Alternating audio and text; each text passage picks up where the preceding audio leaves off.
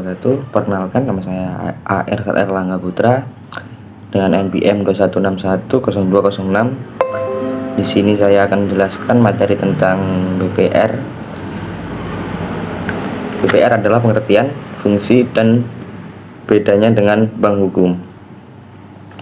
Pada dasarnya BPR adalah singkatan dari Bank Pengkreditan Rakyat. Bank ini sudah sangat sering kita temui di kota kecil sampai pelosok kecamatan. Selain itu, popularitas dari bank ini juga tidak kalah dengan bank umum lainnya.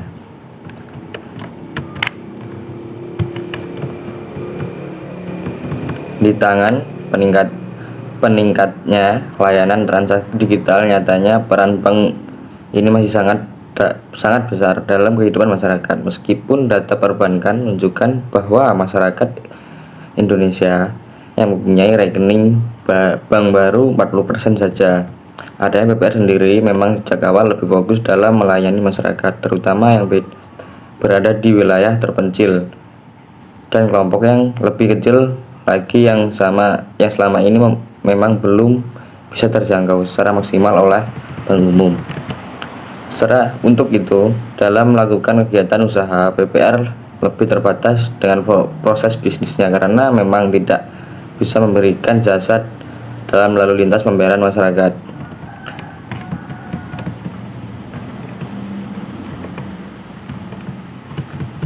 Pengertian BPR adalah Bank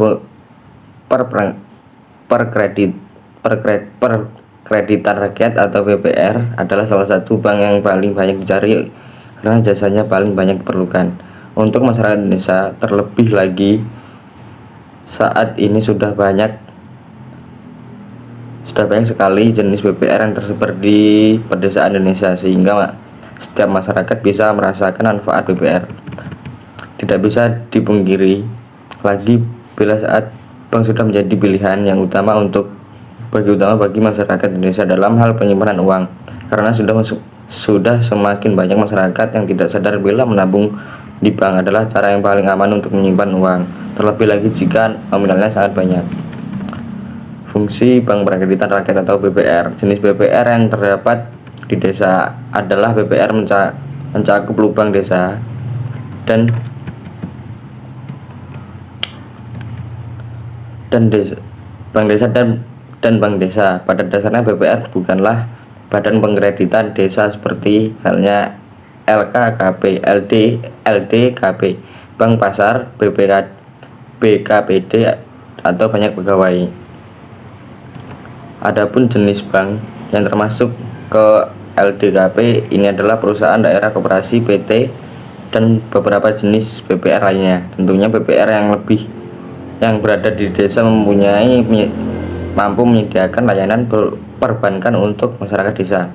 Fungsi lain dari BPR adalah sebagai berikut. Memberi pengetahuan terhadap masyarakat luas tentang perbankan. Saat ini masih banyak sekali masyarakat yang awam tentang fungsi dan juga tugas utama BPR, terlebih lagi untuk menyerang mereka yang tinggal di desa. Mereka sangat ragu untuk menyimpan uangnya di bank, sehingga kebanyakan dari mereka lebih memilih untuk menyimpannya di rumah saja. Oleh karena itu, salah satu fungsi dari BPR adalah memberikan edukasi mendasar pada masyarakat terkait sistem perbankan. Membuat pemerataan kesempatan untuk membuka usaha. Di zaman yang serba digital seperti saat ini, banyak anak muda yang mempunyai ide bisnis yang unik dan baru. Ketika ide itu perlu diwujudkan, tentunya mereka memerlukan modal keuangan yang cukup. Oleh karena itu BPR hadir.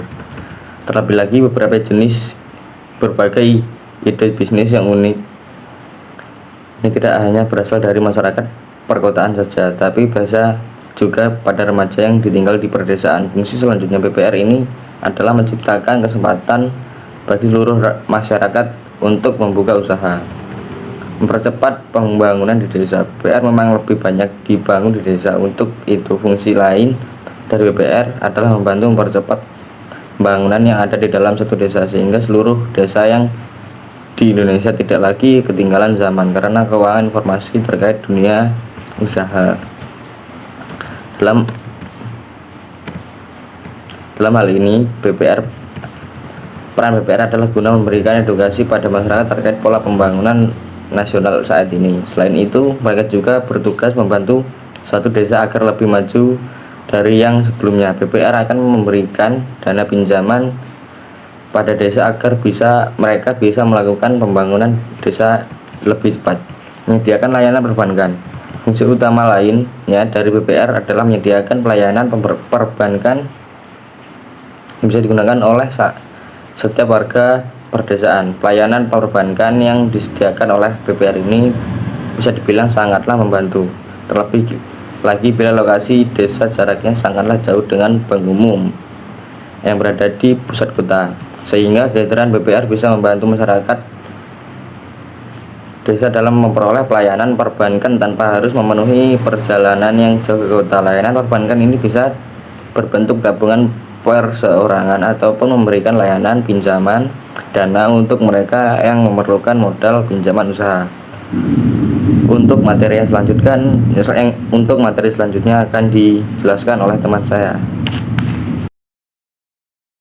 Satu syarat permodalan BPR jauh lebih kecil daripada bank umum. Dalam hal permodalan, terdapat perbedaan yang sangat mencolok dari BPR dan juga bank umum. Sesuatu bank umum konvensional ketika pertama kali dibangun setidaknya harus memiliki modal sebanyak 4 triliun.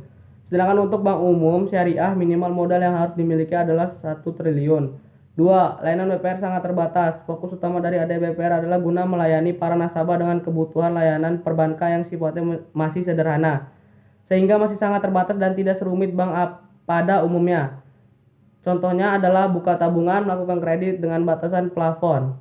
3. Beda aktivitas usaha BPR dan bank umum. BPR mampu melayani keperluan nasabah dalam hal simpanan berupa deposito berjangka, tabungan, dan atau bentuk lainnya, seperti layanan kredit, pembiayaan dan penempatan dana. Penempatan dana sertifikat Bank Indonesia, deposito berjangka serta sertifikat deposito.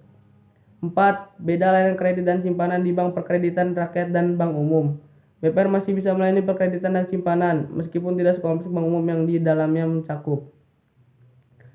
5. Jangkauan wilayah layanan BPR untuk kabupaten. Bank umum tidak terbatas sesuai dengan tujuan pendirian BPR, lebih fokus dalam melayani masyarakat yang daya jangkauannya masih cenderung terbatas. BPR hanya melayani tingkat kecamatan atau kabupaten, berbeda dengan bank umum yang tidak mempunyai jangkauan tidak terbatas hingga bisa mempunyai jaringan internasional.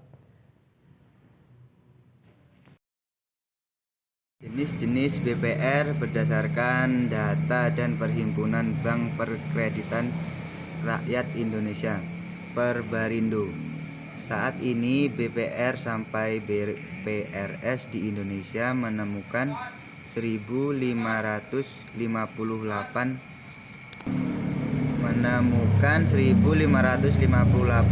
BPR sampai BPRS yang kepemilikannya 100% Indonesia. Nah, dari jumlah tersebut, BPR dapat digolongkan dalam beberapa kategori. Jika berdasarkan kepemilikannya, maka BPR terbagi menjadi dua, yaitu BPR yang dimiliki oleh pemerintah. BPR yang dimiliki oleh pemerintah umumnya pemerintah daerah tingkat 2, dan BPR yang dimiliki oleh swasta. Sementara jika ditilili oleh pengelolaannya, maka BPR terbagi menjadi dua, yaitu BPR konvensional dan BPR syariah. Sementara jika dilihat dari jenisnya, maka BPR digolongkan menjadi 3. Pertama adalah BPR Badan Kredit Desa. Badan Kredit Desa adalah lembaga keuangan yang beroperasi di wilayah pedesaan. Namun pada tahun 1992 melalui Undang-Undang Perbankan,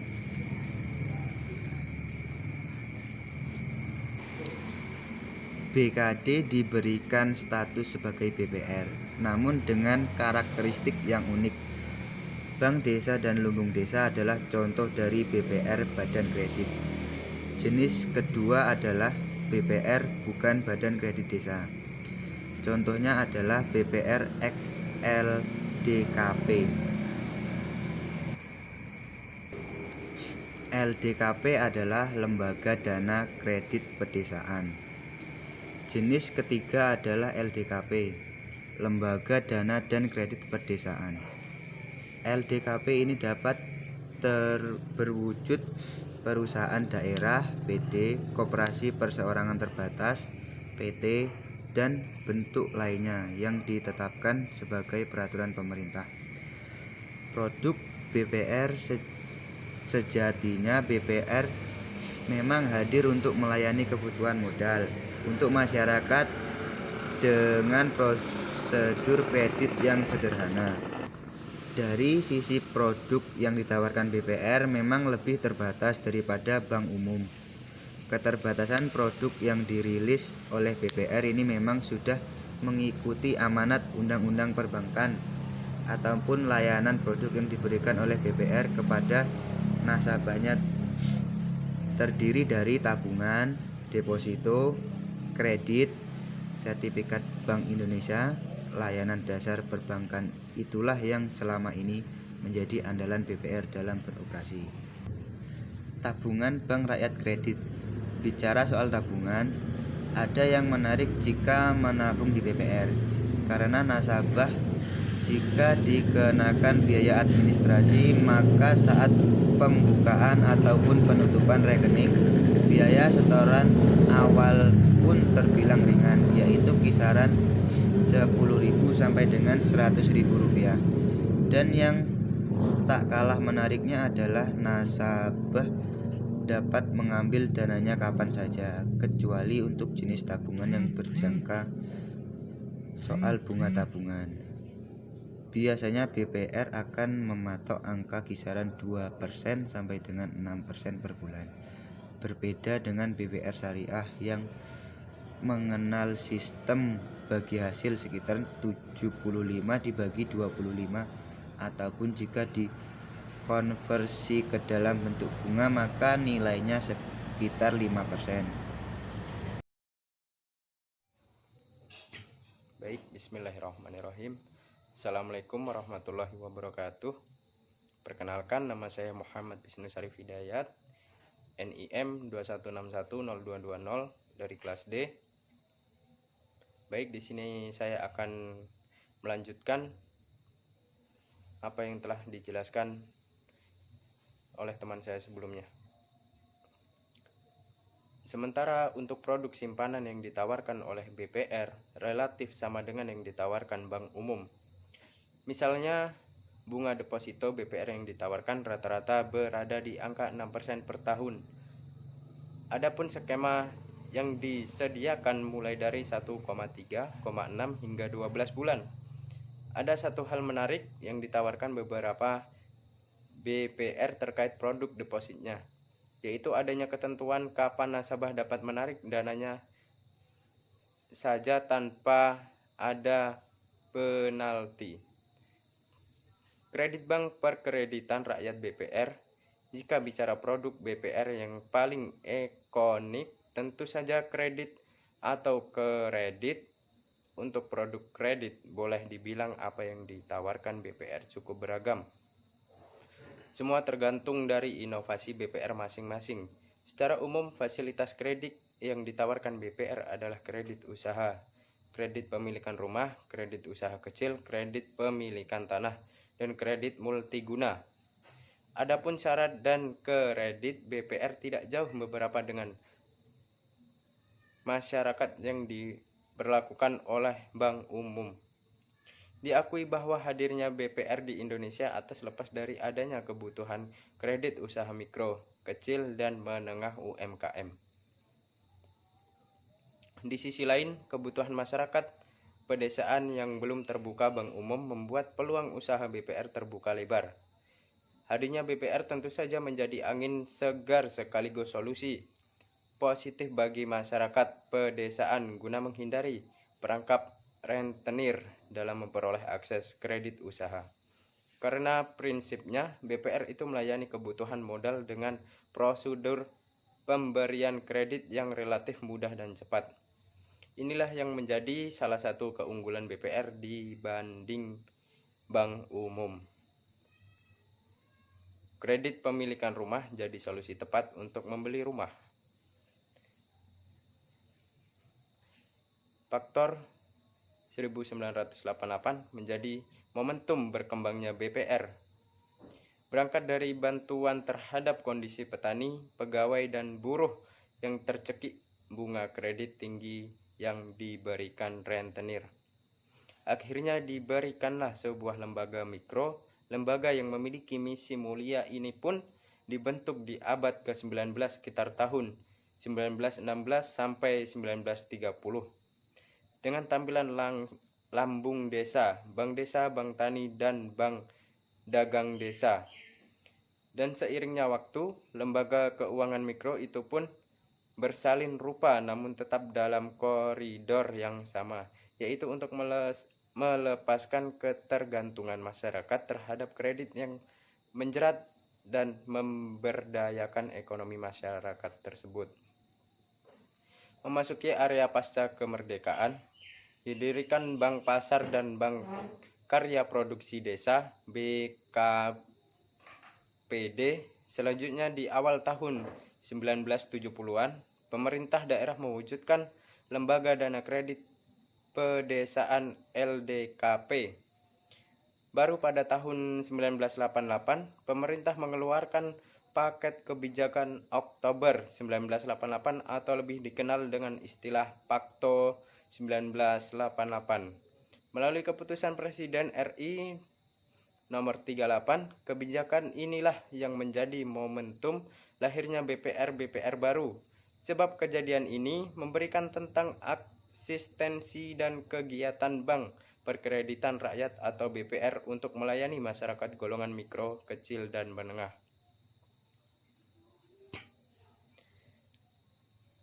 Perubahan Undang-Undang Perbankan selanjutnya pada tahun 1992 dikeluarkan Undang-Undang Nomor 7 Tahun 1992 tentang perbankan dan sebagaimana telah diubah dengan Undang-Undang Nomor 10 Tahun 1998 sebagai landasan hukum yang jelas terhadap BPR untuk diakui sebagai salah satu jenis bank selain bank umum. Sejak saat itu di Indonesia hanya dikenal dua lembaga keuangan serta bank, yakni Bank Umum dan Bank Perkreditan Rakyat BPR. Lalu lembaga keuangan bukan bank yang sebelumnya telah memperoleh izin usaha dari Menteri Keuangan dan lembaga-lembaga keuangan kecil seperti Bank Desa, Lumbang Desa, Bank Pasar, Pegawai Bank, LPN, LPD, BKD, BKK, KURK, LPK, BKPD, dan lembaga lainnya.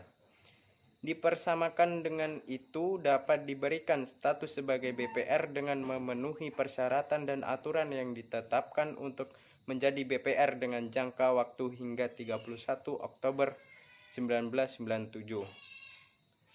Tahun 2004, eksistensi BPR kian kuat dengan adanya lembaga independen yaitu LPS, Lembaga Penjamin Simpanan, yang berfungsi menjamin simpanan nasabah-nasabah di bank yang beroperasi di wilayah hukum Indonesia, termasuk BPR. Dan sejak itu, boleh dibilang tingkat keamanan dan kepercayaan masyarakat untuk mendukung dananya di BPR semakin tinggi. Jumlah bank perkreditan rakyat BPR 1,558. Kini BPR terus berkembang mengikuti pergerakan zaman. Jumlahnya pun sudah mencapai 1,558 BPR yang tersebar di seluruh Indonesia. Posisi BPR pun kian strategis. Selain merupakan lembaga intermediasi yang sesuai dengan perbankan-perbankan lainnya, BPR juga merupakan lembaga keuangan yang diatur dan pengawasan oleh Otoritas Jasa Keuangan atau OJK, sehingga memungkinkan bagi BPR untuk menjangkau dan melayani UMKM dan masyarakat pedesaan. Lalu, apa peran BPR untuk UMKM di Indonesia? Jelas bahwa BPR memiliki peran strategis untuk memajukan UMKM. Caranya adalah dengan meningkatkan aktivitas pengusaha mikro dalam modal kerja. Atau bisa juga dengan mendorong dan membina masyarakat UMKM untuk meningkatkan keterampilan dalam mengelola usaha. Selain itu, BPR juga diharapkan dapat membantu dengan menghubungkan UMKM dengan seluruh distribusi serta pemasaran, serta mendorong sinergi dengan pelaku usaha lainnya. Baik, demikianlah mungkin penjelasan dari saya. Demikianlah penjelasan dari kami tentang BPR. Jadi bisa kita simpulkan bahwa Bank Perkreditan Rakyat atau BPR adalah salah satu bank yang paling banyak dicari karena jasanya paling banyak diperlukan untuk masyarakat Indonesia. Terlebih lagi, saat ini sudah ada banyak sekali jenis BPR yang tersebar di pedesaan Indonesia, sehingga setiap masyarakat bisa merasakan manfaat BPR. Bila Anda adalah salah satu masyarakat pedesaan yang berhasil mendapatkan kredit modal dari BPR, maka Anda harus bisa mengelolanya dengan baik agar bunga pinjaman tidak meningkat dan terkena denda keterlambatan pembayaran tersebut. Nah, agar lebih mudah dalam mengelola dana dengan baik, maka gunakanlah software akuntansi dari Akurat Online. Aplikasi akuntansi ini bisa membantu kegiatan akuntansi dan pengelolaan dana usaha menjadi lebih mudah dan juga cepat. Sekian dan terima kasih. Assalamualaikum warahmatullahi wabarakatuh.